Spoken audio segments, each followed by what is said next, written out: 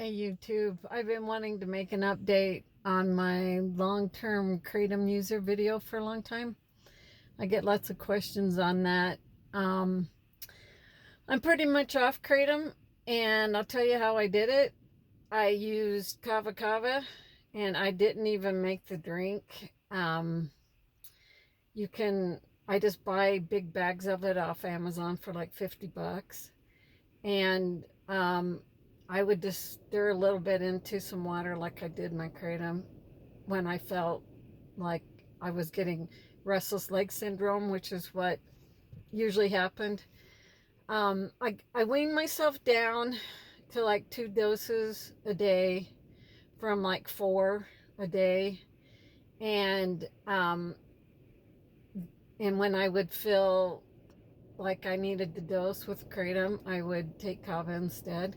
And then I pretty much just quit. I quit taking, I take kava instead of kratom all the time. And that's what I'm doing now. My plan is to stay off for like a month and reset my tolerance. It's been 15 years. And kratom worked for me. And the reason I started taking it was for chronic diarrhea that I had from IBS, which IBS turned into Crohn's. And I had chronic diarrhea, and I Googled natural remedies for chronic diarrhea, and kratom came up. And it was really hard to find 15 years ago. And I was paying a lot of money for it, and I found out how to import it from Indonesia, and I've been doing that for probably well over 10 years. And it took me a long time to find a reliable farmer. I buy it from the guy who grows it. He tests it. He tells me the alkaloid levels, and his product's been very consistent. And no, I'm not going to tell you who it is. It took me a long time to find him.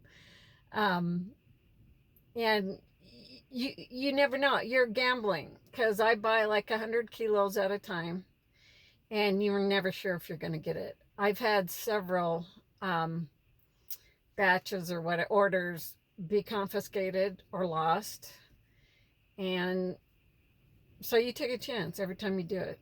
But anyway, I just thought I'd give you an update. I plan on taking a long break. It wasn't hard. I didn't find it hard, but I've never taken a very big dose. And it took me a long time to get dependent or addicted or whatever you want to call it to kratom. It never really happened until I was in a bad car accident and I didn't want to take the pain pills they gave me. And I let myself take as much kratom as I wanted. It was like every 4 hours around the clock. And I noticed then that I would start having symptoms if I didn't dose every 4 hours. But I just weaned myself down without anything else from doing that. And I wasn't going to get up in the night and dose when my injuries had healed. So I was able to wean myself back to like 2 or 3 doses a day. And then I got totally off of it with the Kava. And that's a popular drink in a lot of countries. And I guess like in Florida, they have Kava bars, or some places in the United States, they have Kava bars, and they make a drink out of it, which I can't believe because it's gross. It's way worse than kratom. But I didn't make the drink. I just stirred it in, and it's like drinking sawdust. It doesn't really dissolve. But it worked, so I'm just letting you know that, and I still sell it. I only buy red, green, and white Mangda, and my vendor or supplier says all kratom is red kratom, and they just process it differently. They process the strain they call white is processed to give you energy. The green is you can take it anytime, and the red is supposed to be more sedating. White for flight, green for in between, red for bed. But my vendor slash farmer tells me it's all red kratom, and that white and green are pretty rare. So that's an update. If anybody wants to buy from me, that's fine. Um, or if you have any questions, I don't believe kratom is the demon they've made it out to be. And I've read the Reddit thread quitting kratom, and I don't get it. I don't get it. I think those people either were taking huge amounts, which I don't understand how you can do that, because it always made me nauseous if I took too much, and you don't get high on it. So I don't know why, you would want to take a lot of it or take a huge dose of it. And it makes me wonder if they're not mixing it with other things. But there's a lot of people on that quitting kratom thread. There's a Facebook group too that they say it's worse than heroin. Never tried heroin. I don't know. And I didn't use opiates. People have asked me that. Other than I've had surgeries and I was in that car accident and they gave me pain pills. So I have taken them in my lifetime, but I've never been addicted to them. And in fact, kratom is the first thing in my whole life. I'm 63 years old now that I feel like I've been addicted to. And I was, because if I didn't dose every 4 hours, I would start getting really antsy and restless leg syndrome. That's how it affected me. But also, this is probably too much information, but since I'm not taking kratom, the diarrheas came back.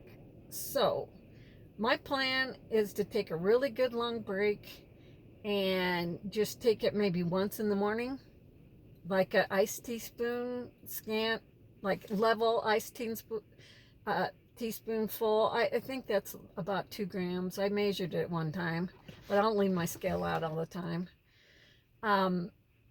Like in the morning, but after I've had a long break. And I'm looking forward to that, actually, because when I first started taking kratom, I just thought, wow, it just makes you feel really good.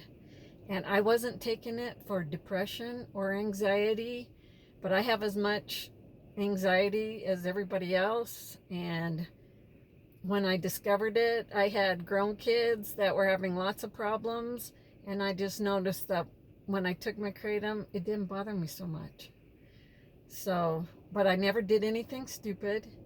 That's why I don't think it's a dangerous drug. You're not going to do anything stupid on kratom like you would if you drank too much alcohol or you're taking, even smoking pot. I mean, I was a social worker for a long time, and I had lots of clients that were using medical marijuana, and they were very neglectful. And I'm going to have a lot of people mad at me for saying that, and maybe those people would have been anyway. I'm sure there's responsible people that smoke pot. I'm positive of it. But it does, the number one symptom of marijuana use is amotivational syndrome. So if you accomplished a lot being a regular pot user, just think what you could have accomplished if you weren't. So that's all I got to say about that. But I know I know pot is mind altering. That's my point. I don't think kratom is mind altering. It may be mood altering. It makes you feel better. But there's no way I'll let anybody tell me that kratom should be in with other hard drugs, scheduled, like they tried to do. They tried to make it a Schedule 1 drug, like with meth and heroin. It's ridiculous. But that's all for now, and I think I might make a really short video on how I got off kratom, because a lot of people would be interested in that and wouldn't have to listen to this whole thing. So see you in the next one, and I'm never going to say like and subscribe, because that is totally up to you. Thanks.